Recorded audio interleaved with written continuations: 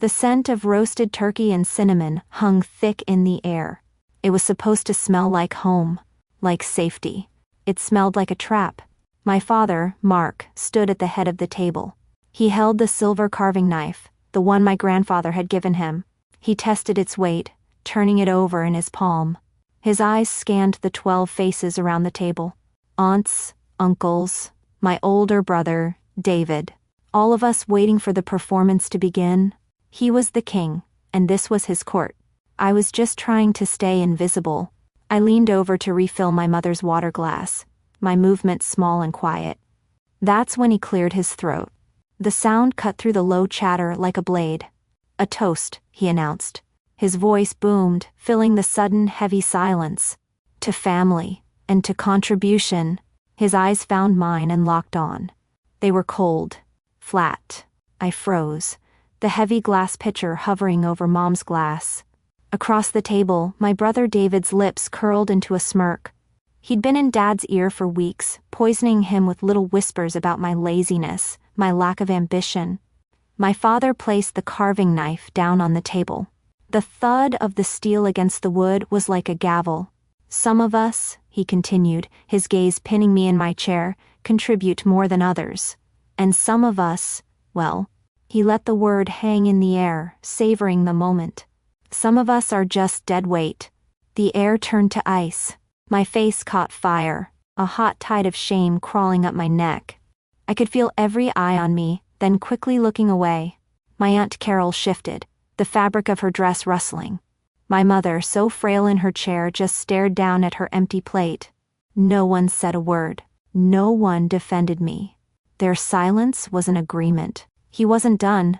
He pushed his chair back from the table. The legs screamed against the hardwood floor, a sound of absolute finality. "You're nothing but dead weight, Clara," he declared to the room. "And I'm done carrying you. You have until the end of November. Then you're out." My breath hitched. He said it, in front of everyone. It wasn't a warning. It was an eviction notice. A public shaming. David's smile was wide now. He had won.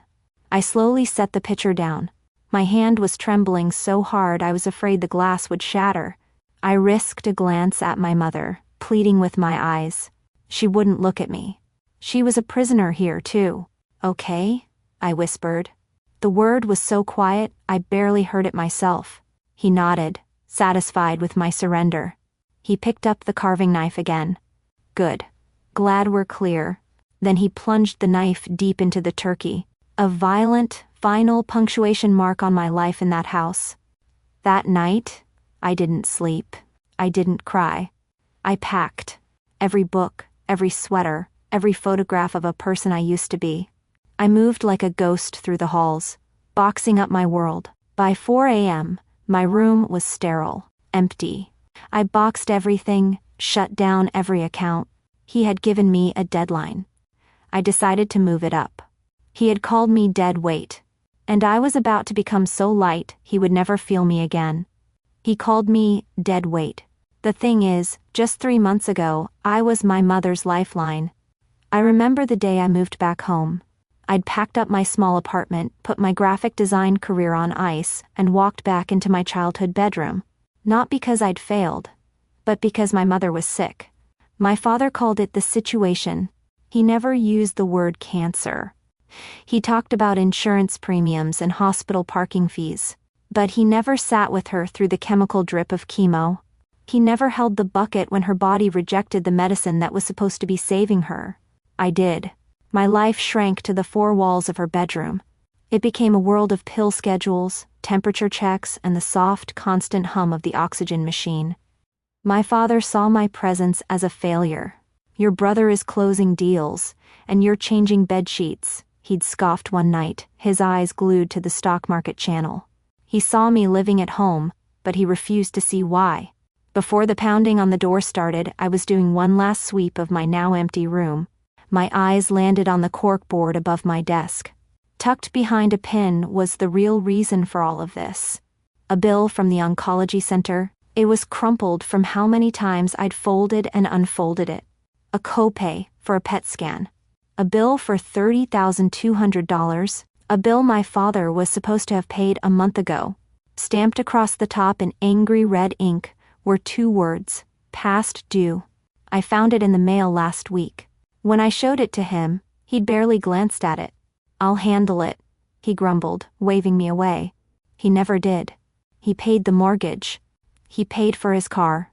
But the small, constant, life-or-death costs? The prescription refills, the nutritional supplements, the copays? He ignored them. So I paid. I drained my savings to fill the gaps his neglect left behind. That bill was more than I had left. It was a ticking bomb on our family's doorstep. The pounding on the front door started again, louder this time, a deep, angry rhythm that shook the floorboards. It was the sound of a man who demanded service.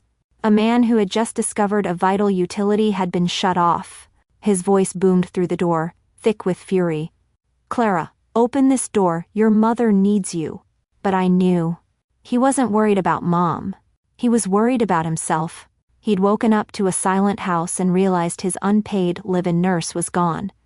I stood in the foyer, my car keys digging a sharp line into my palm.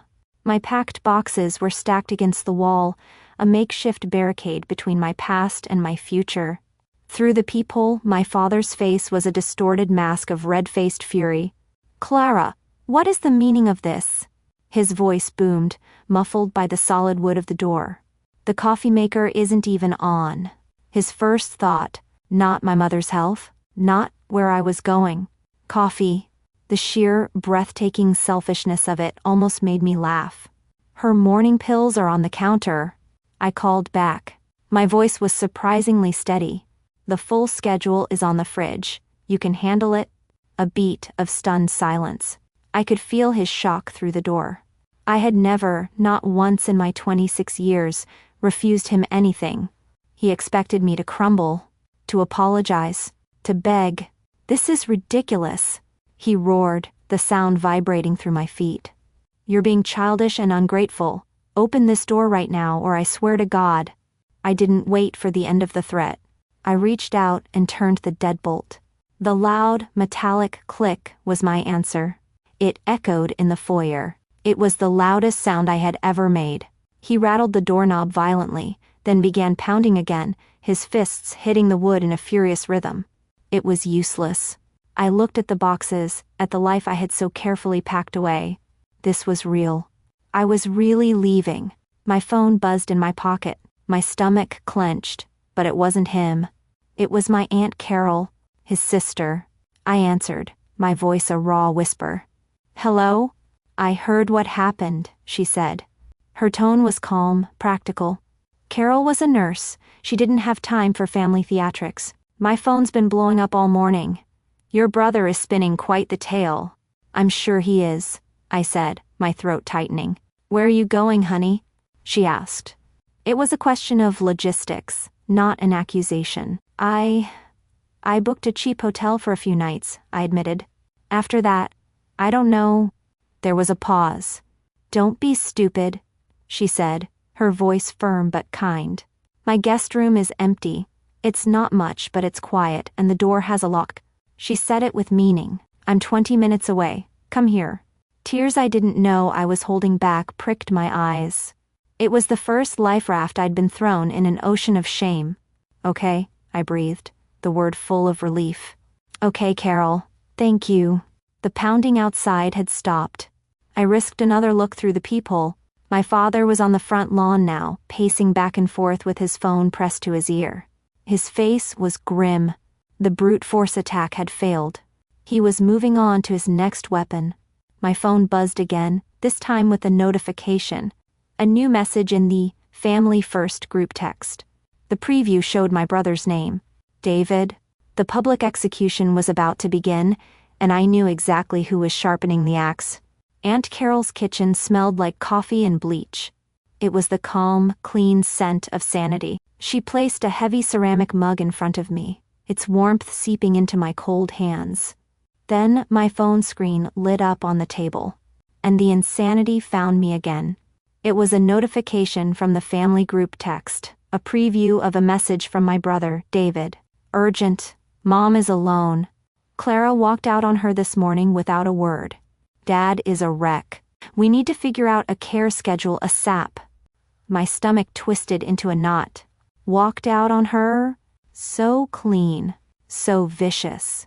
It was a lie wrapped in a layer of fake concern. I unlocked my phone and opened the chat. The responses were already a flood. A digital dog pile.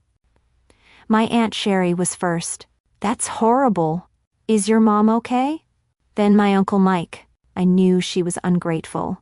After everything your dad does for her. My cousin Jen just sent a single angry-faced emoji. They were vultures, circling a story they were desperate to believe. It was so much easier to paint me as the villain than to admit the truth about my father. My brother had lit the match, and my family was more than happy to help him burn me down. Then came the final blow, the masterpiece from my father himself. I'm just heartbroken. We gave her a home and this is how she repays us, abandoning her dying mother. I don't know what we're going to do. The accusation landed like a punch to the gut. It made him the noble victim, and me the monster. He'd conveniently left out the part where he'd called me dead weight and kicked me out. A hot rage surged through me. My thumbs hovered over the keyboard, ready to fight back, to type out a frantic, furious defense. Don't. I looked up. Aunt Carol was watching me, her eyes calm and knowing. She took a slow sip of her coffee. Don't, she said again, more softly. Anything you say, they'll twist. Right now, your silence is a wall they can't climb. She was right. Arguing with them in that forum was a battle I couldn't win. They weren't looking for the truth. They were just enjoying the drama. So I did the hardest thing I've ever had to do. I put my phone face down on the table. I took a deep breath and let them have their story. For now. The shame was still there, a dull ache in my chest, but something new was mixing with it. A cold, hard resolve. Aunt Carol slid a notebook and a pen across the polished wood of the table. They have their story, she said, her voice steady. Let's start building yours. With proof. He thought he'd won the court of public opinion. He had no idea I was about to build a case he could never fight. Aunt Carol's spare bedroom became my war room. For 3 days, while my family stewed in their self-righteous anger, I worked. The first front was money. At Carol's direction, I dove into my bank statements from the last 6 months. The printer in her home office hummed for hours, spitting out page after page of my quiet, invisible contributions. Pharmacy charges, medical supply store debits, weekly grocery deliveries for my mother's special diet. I took a yellow highlighter to every single one. The pile of receipts grew on the floor. It was a sickening monument to my father's neglect. When I finally tallied it up, my breath caught in my chest. Over $5,000. $5,000 of my own dwindling savings, spent just to keep my mother comfortable while my father complained about the cable bill. I slipped every single receipt into a slim, black folder. It felt less like paper and more like armor. While I handled the finances, Carol made a call. She spoke to a contact in the oncology center's billing department. She confirmed what I already knew. My father had been sent 3 separate notices about the overdue scan bill. He hadn't just forgotten. He had actively ignored them. That was layer 2 of my case. Then, something I never expected happened. The career I thought I had abandoned for good suddenly threw me a lifeline. Months ago, I'd taken an online course to get a caregiver certification, thinking it would help me with Mom. On a whim, before everything exploded, I had applied for a position. As a live-in companion for an elderly woman in the next town over, I had completely forgotten about it. They called me for a video interview. From Carol's quiet bedroom, I told them everything. I didn't talk about my family drama. I talked about my experience managing complex medication schedules. I talked about palliative care, about nutrition, about the skills I had been forced to learn. I framed my unpaid labor as the professional experience it was. They offered me the job on the spot. It came with a real salary, health insurance, and a private room in a quiet, peaceful house. It was more than a job. It was an escape hatch. It was a future. The next day, a package arrived. Inside was my new uniform, a simple navy blue scrub top and matching pants. I hung it on the back of my door. It wasn't just clothing. It was a rebuttal. It was physical proof that my skills had value. It was the complete opposite of dead weight. It was the uniform of a professional. The summons came that afternoon, a text from my Aunt Sherry. My father was calling a family meeting. At the church, with the pastor there to mediate. It was an ambush, designed to publicly shame me into apologizing and coming home on his terms. Carol stood in the doorway, looking from me to the uniform. "Are you ready for this?" she asked quietly. I looked at the black folder on the desk. I looked at the crisp navy blue uniform hanging on the door. "Yes," I said, and my voice didn't waver. "Let's go to church." He was expecting his broken, apologetic daughter to come crawling back. He had no idea I was coming to a business meeting, and I was about to present my letter of resignation. The pastor's office was paneled in dark, heavy wood, and smelled of old books and lemon polish. It didn't feel like a place for healing. It felt like a courtroom, and I was the one on trial. My father, my brother David, and my Aunt Sherry were already seated. My Aunt Carol sat in a chair slightly apart from them, a silent pillar of support. Pastor Mike, a man whose kind face was etched with tired lines, sat behind a massive oak desk. My father stood as I walked in, his face arranged into a mask of practiced sorrow. "Clara," he said, his voice dripping with a magnanimity that made my skin crawl. "Thank you for coming. We were all so worried about you." I didn't take the offered hug. I didn't speak. I simply gave a short nod and took the empty seat next to Carol. The pastor folded his hands on the desk. "Mark, you called this meeting to talk about finding a way forward. For Clara and for your wife's care?" "Exactly," my father said, seizing the stage. He launched into the speech I knew he'd been rehearsing. "I'll admit, I was firm with Clara. Maybe too firm, but for her to just abandon her mother like that. It was a shock to the system." He looked at me then, a sad, forgiving smile on his face. "We just want you to come home, sweetheart. We can forget this whole unfortunate incident ever happened." He looked at me, expecting gratitude, expecting surrender. I let the silence hang in the air. I let it stretch until it became uncomfortable, until my brother started shifting in his seat. All eyes were on me. Then I spoke, my voice low and clear, cutting through the quiet. "I'm not coming home." My father's smile faltered. "Now, don't be difficult, Clara." "I'm not being difficult," I said calmly. "I'm being clear." I reached into the tote bag at my feet and pulled out the slim, black folder. I placed it on the pastor's desk. It made a soft, definitive sound against the polished wood. Layer 1. "What's this?" Pastor Mike asked, reaching for it. "That," I said, looking directly into my father's eyes, "is my contribution. You called me dead weight. That folder contains receipts for $5,142 in medical supplies, prescription copays, and specialized groceries, all paid for out of my own account over the last 6 months. Things your insurance didn't cover, things you told me you would handle." The pastor opened the folder. His eyebrows shot up. My father's face began to redden. "I paid for everything. The mortgage, You paid for the house," I cut in, my voice sharp as glass. "I paid for her to be able to live in it." Before he could form another lie, Aunt Carol spoke. Layer 2. Her voice was crisp, the voice of a nurse stating facts. "Mike," she said to the pastor, "I was concerned about my sister-in-law's care. I took the liberty of calling the oncology center's billing department yesterday. Mark was sent 3 separate overdue notices for a vital PET scan. He never responded. If that bill had gone to collections, it would have suspended her treatment eligibility." The air went out of the room. My Aunt Sherry gasped, her hand flying to her mouth as she stared at my father. His practiced mask of sorrow didn't just crack, it shattered.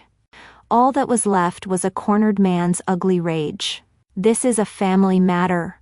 He spat, his voice rising. "You're twisting things. She is an ungrateful child." I stood up slowly. It was time for the avalanche. "You're right about one thing, Dad," I said. "It is a family matter. But I am no longer your solution to it." I reached back into my bag and pulled out the neatly folded navy blue scrub top. My uniform. I laid it on the desk next to the open folder of receipts. "I got a job," I announced to the silent room. A full-time salaried position with benefits. As a private in-home caregiver, it turns out the skills I learned taking care of Mom are in high demand. I let my eyes sweep over all of them before they landed back on my father. My new employer doesn't consider me dead weight. They consider me a professional. Complete stunned silence. The uniform was the one thing he couldn't argue away. It wasn't a number on a page, it was a symbol, a redefinition of my entire existence in his world. I wasn't a freeloader. I was a skilled worker, and I had just been hired away from him. My father stared at the navy blue fabric as if it were a snake. He opened his mouth, then closed it again. There was nothing left to say. No lies, no manipulations, no insults. Just the silent, damning evidence on the pastor's desk. Pastor Mike looked from the receipts to the uniform, and then at my father. His tired eyes held a new, profound, and final disappointment. I had said everything I came to say. Without another word, I turned, picked up my bag, and walked out of that office, leaving him to sit in the ruins of the story he had built. A month later, the world was quiet. I lived and worked in a bright, airy house filled with sunlight. My new charge, Mrs. Gable, was a witty 80-year-old with a sharp sense of humor and a love for old black and white movies. My job was to be her companion, manage her medications, and make sure she ate well. It was the same work I had done for my mother. But here, I was thanked. Here I was paid. Here, I was seen. My father never called. My brother sent a few guilt-ridden texts, pleading for me to help out. I blocked his number. Aunt Carol gave me the updates. My parents had been forced to hire a private nursing service. It cost them a fortune, and my father, she said, complained about the expense constantly. The irony wasn't lost on me. Carol and I had dinner every Friday night. We were our own family now. A small, sturdy unit built on respect and honesty, not obligation and fear. This evening I was sitting with Mrs. Gable in her living room, watching an old film. During a commercial, I went to the kitchen and made her a cup of chamomile tea, just the way she liked it, with a slice of lemon. She took the cup from me, her old wrinkled hands warming around the mug. She smiled, and her eyes crinkled at the corners. "You're a treasure, Clara," she said softly. "I'm so glad you're here." The word hit me. A treasure. My father had called me dead weight. And here, I was a treasure. I sat back down with my own cup of tea, the warmth seeping into my hands. The shouting, the anger, the pastor's dark office. It all felt like a movie I'd watched a long time ago. My father was no longer the king of my world, the terrifying giant whose moods dictated my life. He was just a small, angry man in a house I used to live in. A man who had lost his unpaid nurse and probably still didn't know how to work the coffee maker. And in that quiet, peaceful moment, I knew I was finally, truly free. Sometimes the bravest thing you can do is pack a box and close a door. If you've ever had to walk away to find your worth, tell us your story in the comments.